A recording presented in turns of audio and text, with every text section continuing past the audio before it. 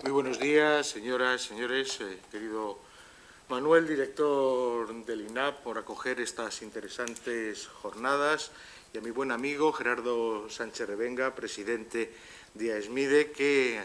ha tenido a bien solicitar la presencia de todos ustedes con el objetivo, como no puede ser de otra manera, de analizar un montón de buenas prácticas que sin duda son cada día un referente en el mejor hacer de nuestras corporaciones locales en las distintas ramas de su actividad.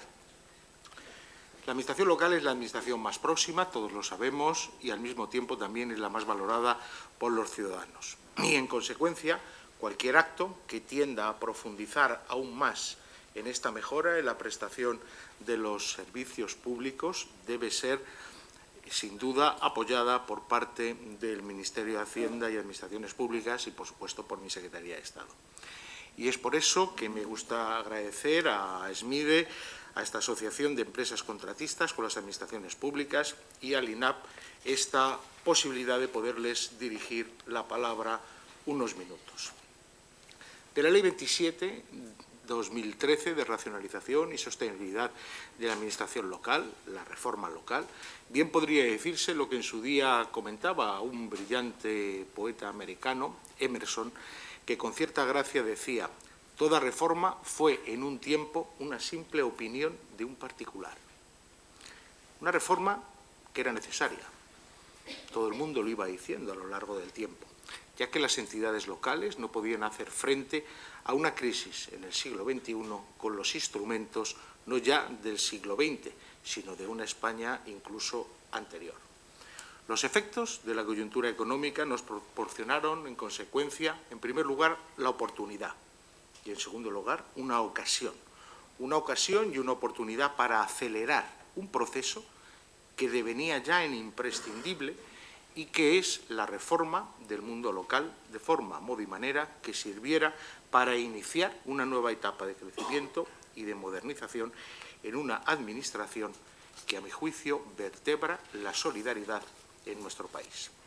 Sin duda, la situación de partida no era fácil, en absoluto nada fácil. Partíamos, en primer lugar, de un enorme desajuste en las cuentas públicas de la Administración local. Un desajuste que implicaba que en el año 2011, cuando nosotros entramos a hacernos cargo de la responsabilidad del Gobierno, era un déficit del 0,39%, lo cual dificultaba, sin duda, en su inicio, una aproximación a la reforma, por lo que requería de entrada una cirugía de saneamiento financiero. Por eso, pusimos en marcha un mecanismo de financiación extraordinario. Que ha sido el Plan de Pago a Proveedores, cuya virtualidad radicaba en tener un carácter netamente transformador. El Gobierno, por un lado, se comprometía a ayudar a las corporaciones locales para que fueran ellas mismas las que se autoayudaran a sí mismas y, de este modo, proceder a la reforma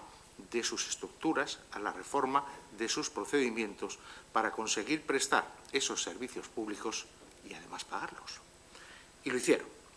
Gracias al mecanismo, en sus 3 fases ya cerradas, no solo se abonaron facturas por valor de la cifra nada menor de 41.814 millones de euros, correspondientes a más de 8 millones de facturas pendientes, sino que además, con esta cuestión, ustedes, los responsables de las empresas que trabajan con las administraciones en su conjunto, consiguieron salvar del entorno de 130.000 puestos de trabajo. Sin embargo, el mejor reflejo de este éxito que ha conseguido este plan de proveedores lo constituyen los recientes datos del déficit local. Unos datos que revelan que, si bien en el 2011, como antes indiqué, las entidades locales cerraron con un déficit del 0,39%, su esfuerzo y, además, el apoyo del Gobierno de España les permitió pasar en un año, en solo un año, a un superávit del 0,22%, es decir, 0,61 puntos de PIB de diferencia, y que no quedó ahí, sino que al año siguiente, en el último cierre del ejercicio 2013, se incrementó ese superávit al 0,41%. Y este éxito se ha manifestado en 2 cuestiones no menos importantes. La primera, en cuanto a lo que es la dimensión del sector público local y, en segundo lugar, el número de empleados que prestan sus servicios en nuestras administraciones locales. Pues bien, respecto a lo primero, cabe señalar que el sector público local de nuestras entidades locales en los últimos años ha ido reduciendo el número de entidades que componen este sector público en el número de 962, es decir, casi 1.000 entidades menos. ¿Esto qué supone respecto al conjunto? Un esfuerzo, pero no brutal, un esfuerzo del 16,90% menos respecto al número de entidades, que en el ámbito de los organismos autónomos se incrementa hasta llegar a la cifra del 28%. Y en relación con la segunda cuestión, es decir, el número de personas que están trabajando para este sector local, es importante reseñar que desde las últimas elecciones locales, celebradas hace 3 años, mayo del 2011, la reducción del personal ha sido, con enorme diferencia, la mayor de cualquiera de las otras administraciones públicas. Se han reducido un 15%, se ha reducido en 100.000 personas. Por lo tanto, el saneamiento económico y local, con la reducción de estructuras, algunas de ellas innecesarias y seguro que ineficientes, y por otro lado, con el sacrificio que ha supuesto la reducción del número de personas que estaban trabajando en el mundo local, garantizaban ese saneamiento económico presupuestario. Y este saneamiento económico ha sido la puerta de entrada a la reforma, pero no es ni el motor y, por supuesto, no es en absoluto la meta, como algunos han sostenido. Ninguna reforma del marco jurídico local hubiera podido ser viable si no hay un previo proceso de ajuste. Pero una vez acabados los ajustes, lo que hicimos fue un diagnóstico en profundidad de la situación del municipalismo en España, que era una condición imprescindible en cualquier reforma, porque si queríamos que funcionara bien el sector local, necesitábamos saber cuál era la situación real de esa administración. Los datos son reveladores. España tiene 8.117 municipios, de los cuales el 82% tienen menos de 5.000 habitantes. 922 municipios, es decir, el 11% del total, están con un rango poblacional entre los 5.000 y los 20.000, y solo 400 municipios en España, 400, tienen una población superior a los 20.000 habitantes. Este es un hecho de difícil comparación en Europa y revela la gran atomización del municipalismo español desde su construcción histórica, y como tal ha ido formando y conformando la identidad de España como nación, y al mismo tiempo también, puesto que su fortaleza es esa, tiene al lado la debilidad propia de lo que son, en muchos casos, agrupaciones de vecinos muy pequeñas y, por lo tanto, sumamente vulnerables a las crisis económicas y también, en muchos casos, poco eficientes en la prestación de los servicios públicos a los ciudadanos. Con esta perspectiva y aunando lo que es la racionalidad y al mismo tiempo la prospectiva, un análisis de futuro, el Gobierno decidió construir una reforma que no debía entenderse y no se pretendió y no es un parche coyuntural, sino lo que se pretende es un cambio filosófico profundo y muy nítido, que es potenciar la autonomía local, reforzando su gobernanza y su gestión política. Creo que se han hecho muchas lecturas equivocadas de la ley. Creo que en muchos casos no se ha entendido la filosofía. Creo que de forma consciente y deliberada se ha pretendido ver lo que no había. Pero lo que es indiscutible es que la salud financiera actual de nuestros ayuntamientos es evidente y sin duda garantiza y ha sido causa y se ha potenciado a lo largo del proceso de gestación de la ley, que sin duda ha sido la más discutida por parte de todo este Gobierno, la más participada por los ayuntamientos. Tanto esos datos como este análisis lo que nos permite hoy es situar y poner en valor una reforma que no es una reforma ni para reducir ni para recortar, que es una reforma para profundizar en lo que funciona y para racionalizar lo superfluo, De ahí que el análisis de estas buenas prácticas que hoy se van a poner aquí encima de la mesa sea una auténtica oportunidad para la mejora en la gestión. ¿Cuál era la situación de nuestra administración local en el año 2012? Yo la definiría, en primer lugar, como confusa. ¿Confusa por qué? Por el modelo competencial. Un modelo competencial que, como ustedes conocen perfectamente, pivotaba en torno de la Ley 7/1985, de 2 de abril, que regulaba las bases del régimen local, estructurando en torno a la definición competencial entre lo que son las competencias propias y las recibidas por la vía de las delegaciones. Una definición competencial que a priori no debería de eso haber supuesto ningún problema, si no fuera porque esa atribución competencial no fue seguida de una mejora o concreción en la financiación de esas competencias que se deleguen con el objetivo de adaptar el desarrollo económico a lo que es la evolución competencial de nuestros municipios. ¿Y cuál ha sido el resultado de esta norma? Pues que tras 30 años de vigencia de esta ley, la norma provocó ese enorme desequilibrio que estaba caracterizado por el solapamiento de competencias entre administraciones, por la duplicidad en la prestación de los servicios y, en consecuencia, por crecientes y notables costos. Competencias que en muchos casos fueron ejercidas por nuestros ayuntamientos sin un título jurídico, sin competencia clara para ejercerlas.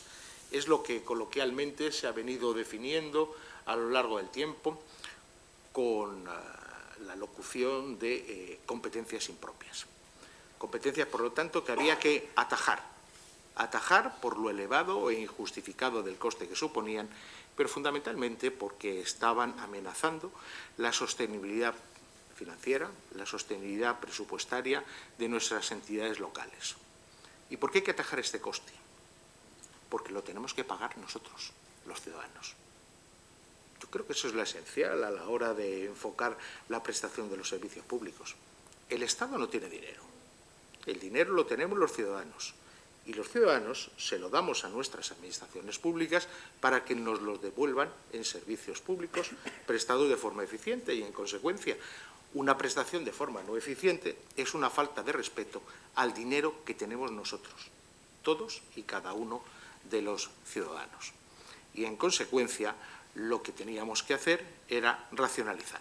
De ahí la Ley 7/2013 de racionalización y sostenibilidad de la administración local, que ha introducido singulares novedades.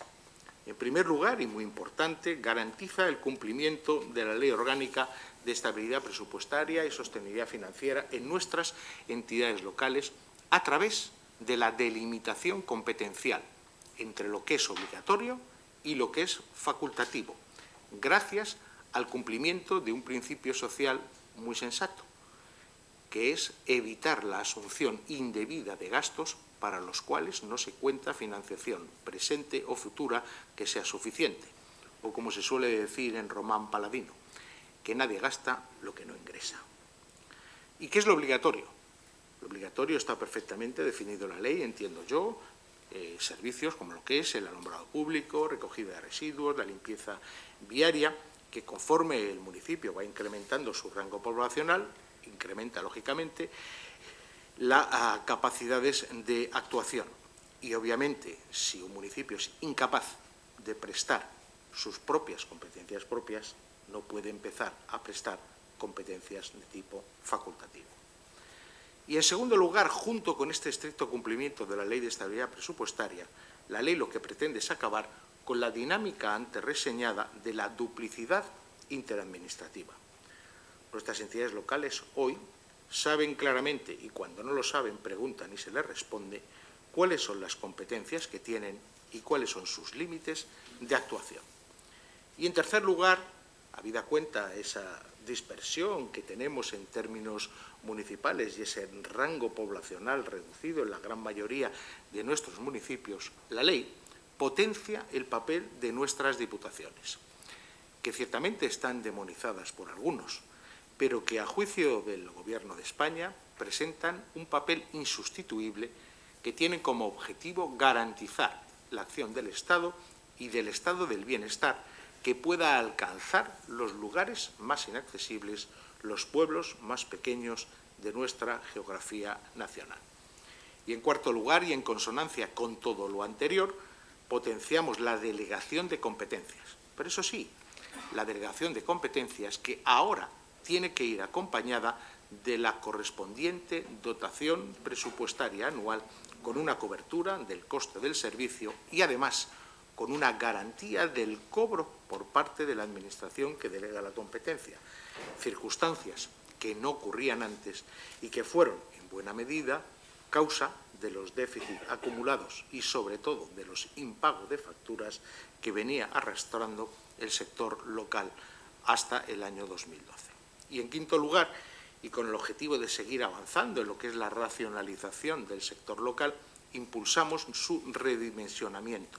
evitando de este modo su crecimiento cuando entendamos que no haya sentido, exista un déficit injustificado y no haya posibilidad de reducir ese déficit a través de una fórmula eficiente de gestión. Y me gustaría también poner en valor ante todos ustedes, ya que van a hablar de buenas prácticas, algo que entendemos muy relevante y que es una de las piezas claves de la Ley de Racionalización y Sostenibilidad de la Administración Local, que se debatió brevemente en la última Comisión Nacional de Administración Local y que tenemos un grupo de trabajo en el cual estamos discutiendo la propuesta que a tal efecto ya ha presentado el Ministerio de Hacienda y Administraciones Públicas, que es el denominado coste efectivo del servicio. Un coste que contará con un principio esencial, la transparencia, es decir, que será públicamente conocido y que deberá contar, por lo tanto, con el análisis de la intervención, con el objetivo que a través de ese análisis se garantice que cumple con los principios de la Ley Orgánica de Estabilidad Presupuestaria y Sostenibilidad Financiera y, en consecuencia, no sé si acabará con el gasto superfluo, pero sin duda pondrá de manifiesto ante los vecinos la existencia de ese gasto superfluo. Y los vecinos, en tanto que ciudadanos, tomarán las medidas con aquellos equipos de gobierno que caigan en un gasto superfluo sin explicar si es superfluo o no y las causas por las cuales tiene ese gasto del servicio en cuestión. Y creo que también es necesario no dejar de lado otra cuestión, una cuestión que es relevante y que se deriva del establecimiento de un nuevo modelo de gobernanza política municipal asentado en ese principio que antes indiqué en relación con el coste efectivo, pero que tiene que ser en relación con el conjunto de actuaciones de la Administración local, que es el principio de la transparencia. La transparencia que está en consonancia con la Ley de Transparencia, Acceso a la Información Pública y de Buen Gobierno, que es una norma que articula de un modo diferente y lo veremos en toda su extensión a partir del mes de noviembre, cuando ya esté en plenitud todos los mecanismos de esta ley, cuál es la nueva interrelación entre la Administración y el ciudadano. Esta interrelación es bien perceptible en el establecimiento de nuevos sistemas integrales de gestión que prevé la ley cuando, con ocasión de la prestación de un determinado servicio, se establece la obligación de incorporar en el expediente del mismo una memoria justificativa hasta del asesoramiento recibido para la toma de decisión. Una memoria que tiene que ser debatida por el Pleno de la Corporación junto con el ya clásico informe técnico del interventor. Y es que es este el escenario que se promueve a través de la ley. Un conjunto de medidas que tienden a la transparencia y que tienden a la información de todos los miembros del Pleno y también de todos los ciudadanos con carácter previo a la toma de decisiones y que todas estas propuestas que se hagan tienen que ser razonadas, tienen que ser motivadas en relación con las fórmulas que se adopten para la gestión de los servicios públicos, ya sea de forma directa, ya sea de forma indirecta, incluso la privatización, que no hay que demonizar ninguna de ellas, sino que hay que buscar cuál es la máxima eficiencia en la prestación de los servicios públicos, estudiarlas, analizarlas y exponerlas con claridad ante los representantes de los ciudadanos, en este caso el Pleno de la Corporación local. Y no puedo dejar de aquí de citar otra de las novedades de la ley y que creo van a permitir que la administración local cuente siempre con lo que entiendo tiene que ser la mejor clase posible. Una clase posible, un conjunto de ciudadanos dedicados a lo público de forma profesional y que actúen siempre con este sentido técnico. Se trata, por lo tanto, de que hemos previsto la regulación, y ya se está ejecutando, de un sistema retributivo, por primera vez en España. Un sistema retributivo que sea equilibrado, que sea sensato para los cargos electos, para los empleados públicos y para sus directivos, que ciertamente sí limita las retribuciones y sobre todo las concreta, y que sirve para atraer al municipalismo a todos aquellos que efectivamente lo que creen es en el auténtico valor de lo local y que, por lo tanto, poseen sentimientos honestos en lo que es la gestión de la cosa pública, que en definitiva es una cosa de todos. Y lo necesitamos. Yo entiendo que lo necesitamos mucho,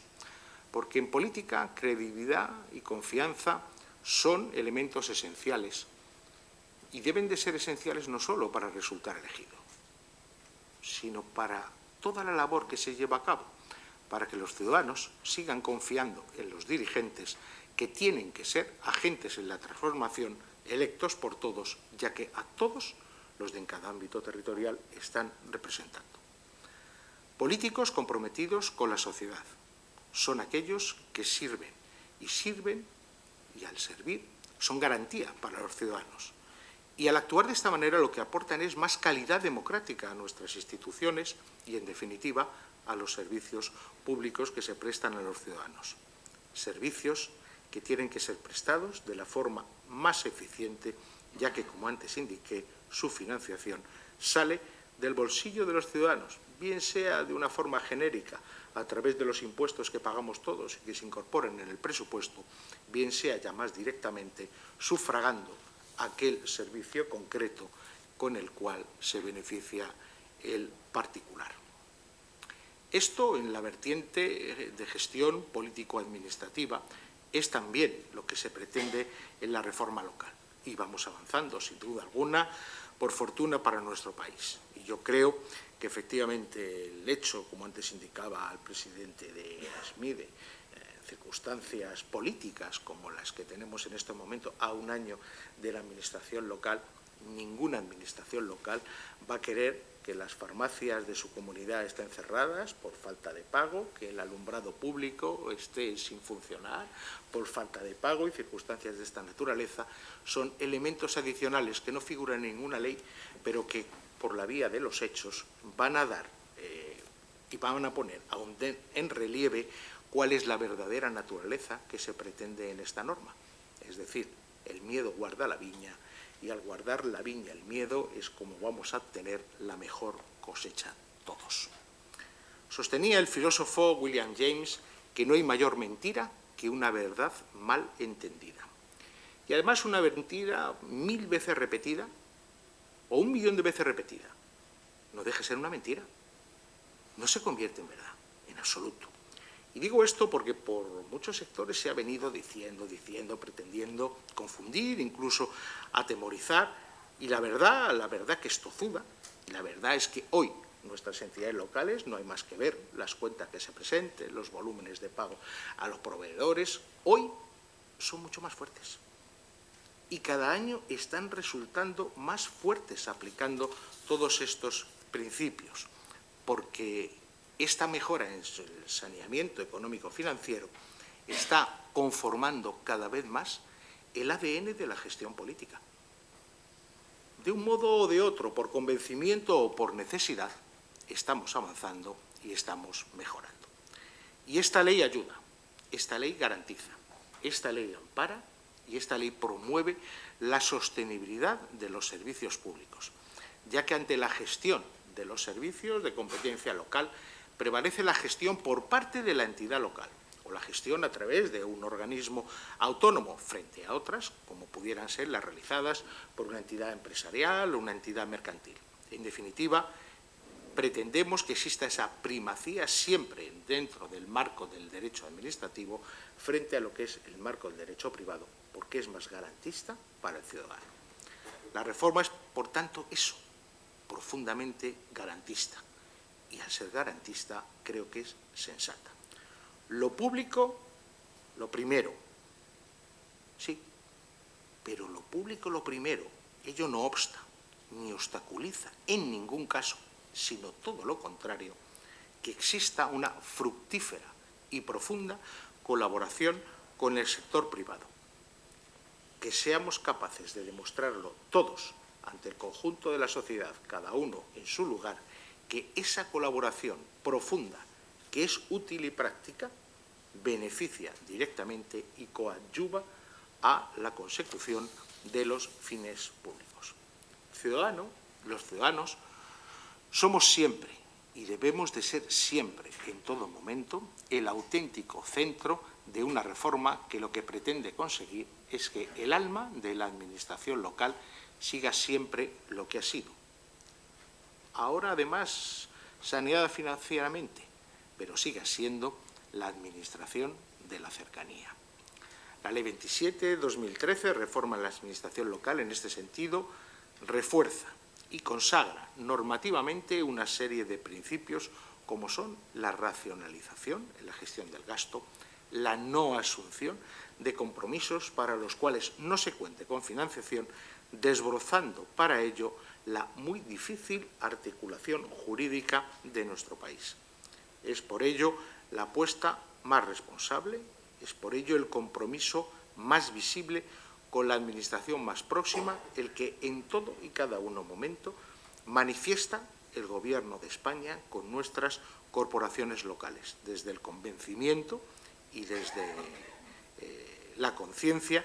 de que sabemos que son la administración más próxima, valorada y respetada por la sociedad, y en consecuencia por todos nosotros que somos los ciudadanos. Y este compromiso, esta responsabilidad, lo que hace es envolver, circundar el texto de la ley, que pretende conseguir simplemente eso, que nuestros municipios, a los cuales no pretendemos suprimir, aunque sí incentivamos su agrupación,